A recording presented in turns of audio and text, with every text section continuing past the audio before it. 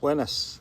Hello, folks. Well, I didn't manage to do the video the next day, but it's a couple of days after, so I'm quite pleased with myself for having been able to finish the book that I thought I was going to do, and so I'm carrying on with the videos. I was going to be kind of being a bit lazy and thinking about doing this tomorrow morning, but then I thought I'd never done an afternoon one here, and so that might be interesting. And also I've read the book, and doing the video will make me move on to the next books.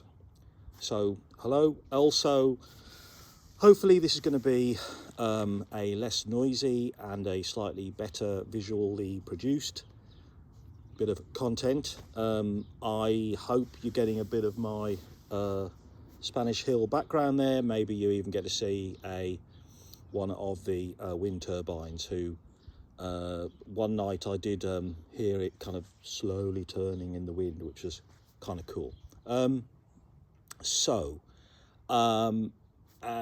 had a couple of I'm not going to talk about it, a couple of negative things happen in my family life, so I'm also trying to keep a bit busy to distract myself from that. An unfortunate situation continues to be unfortunate, and may have gone down an even worse pathway than it was going down before, but I don't think there's anything I can do about it really, so let's move on.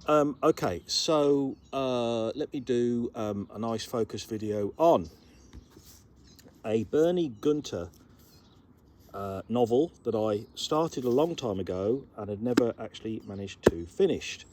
And this is a Philip Kerr series, of course. Bernie Guenther, his Berlin detective, 1930s, 40s, 50s. I think he gets into the 60s, but I'm not sure. If the Dead Rise Not is the name of the novel, and it's very good. I have some things to say. Hopefully they're interesting. I'm a fan of Bernie's, and I have some sense that Jack Lowndes from Slow Horses is going to be moving off Slow Horses to do, or maybe perhaps in parallel, that would be ideal, wouldn't it? He's going to do some Bernie Guenther books, adaptations for Apple TV, which, if I've understood correctly, that would be really, really, really good. So I've not read all of the Philip Kerr. I should at some point read the novel, which is his kind of Wittgensteinian philosophy murder one, but I've not got that, and it's not in the TBR pile, therefore I can't really ethically, according to the rules of my project, buy it anyway, can I? Though I have bought books since I started this, which is not great, but I mean, I am still getting through the pile, right? Okay, so 5-star rating. By the time I finished it, I'm going to give it a 5. I think it was a really, well, almost 2 books. It's almost 2 novels. And I was getting a tiny bit, not frustrated, but a little bit kind of thinking, we make a big veer from 1934 Germany to, actually can't remember when the second book is set, 54 in Cuba. And I was thinking, are these 2 novels? Is this the best way to have done this? But actually it does pull together very nicely and does perform a satisfying reconciliation of all the stories and character ideas and plot elements that were introduced in the first book.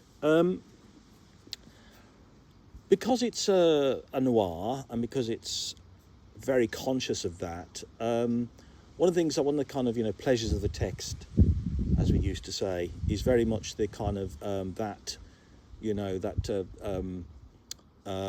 punning, jokey, hard-assed, hard-boiled simile kind of writing. Okay, you get in Dashiell Hammett and Philip Marlowe books and that kind of stuff, right? Which is great, right? And that's funny and inventive and it is a little bit unbelievable because you think, Bernie, you know, you're very, very witty, very sharp, very quick guy with the gags, kind of thing. But if that's part of the genre, okay, so you can't really be too hard on him for that. It stretches credulity a tiny bit, I think, but you kind of go along with it, right? Other parts of the genre that he deploys very well. I think I read a great review once that said about genre that what you're looking for is a satisfactory instantiation of the tropes, right? What you're looking for is the main things have to be there, and you got a femme fatale. And it's quite sexy, and believably sexy, and there is emotion involved as well. I'm not going to give away too much of the plot, but there is a kind of sense of, you can imagine these women, or this woman in particular, and you can imagine you know, what she would look like, and all that kind of stuff. That makes it quite believable. You get a very good sense actually of the physicality of the characters, and how they look, and often some people sort of skimp on that, writers. Some people go too far.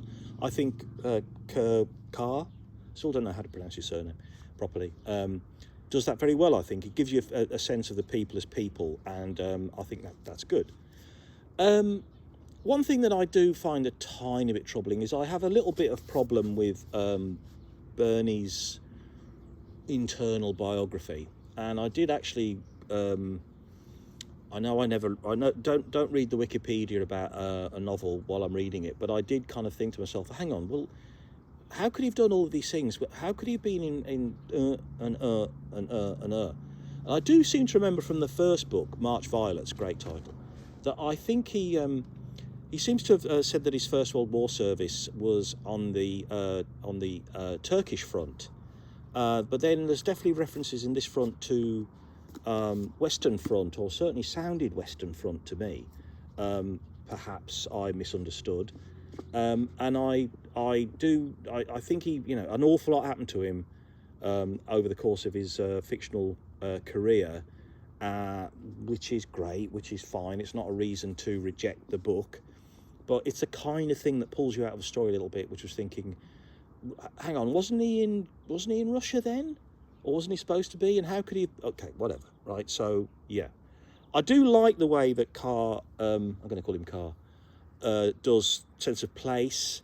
I do believe in his Berlin. I do believe in his Havana. I think he's very good, or he's certainly, and it's the same thing, isn't it? It's functionally the same thing. He's very good at his research. He's very good at his, I did actually look up a couple of names of historical figures I figured were historical. They did turn out to be, and there is enough of that in there to kind of give that sense of reality. If there was a criticism, I suppose I did feel it was a little stretched out, really. And is that a massive problem? Well, I think for some readers, you know, the more the merrier. Give me text, give me story, give me plot, give me more. And perhaps I'm looking at it a little bit artificially, and perhaps I'm thinking, well, I think, yes, I am. I'll be self-critical. That you know, I want to finish the book, so you're kind of throwing yet more stuff at me, and yet more characters, and yet more intrigue, and yet more drinking, and yet more violence, and yet more sex, and yet more plot, and yet more betrayal. Okay. So, but I think, I mean, I raced through the last sixth of it, really, because I did sense he had finally got all of his kind of wheels in motion, and he was drawing together the strands and make it into a tight story. I would have said, going into this, I think you've got to be a little bit patient, and you've got to just know that you're going to be the ride goes on a little bit of a while. Is that a problem? No, I had faith. I've read other of his books. I know it comes together. I think personally it would have worked better, maybe 20% shorter, but okay, fine. And I don't think in my TBRP pile out here in Spain I have any more Philip Kerr, and under my rules I don't think I can really allow myself to buy one, but I would continue to read more Bernie Guenther, and there's quite a lot I haven't. I think there's something like 13, 14. I think I've read 5, 6 now, and I think it's a dependable read. I think it's a great holiday read. I think if you're into intelligent crime detective fiction, and the thing that I guess makes it special for anyone with any interest in that part of history is the history and the politics and the sense of the German society under the Nazis, and that's very well done, and that gives it an extra edge. It gives it an extra boost. I don't think this is a keeper. I don't think I'd reread this. I think I'm happy to pass it on and give someone else the pleasure. I think it was fun. I think it was well done. I think it was gritty, interesting, sexy, good language, good funny detective story, hard-boiled fiction-y similes, and all in all, a good read, and an interesting read, and worth my time, and I guess hope your time too.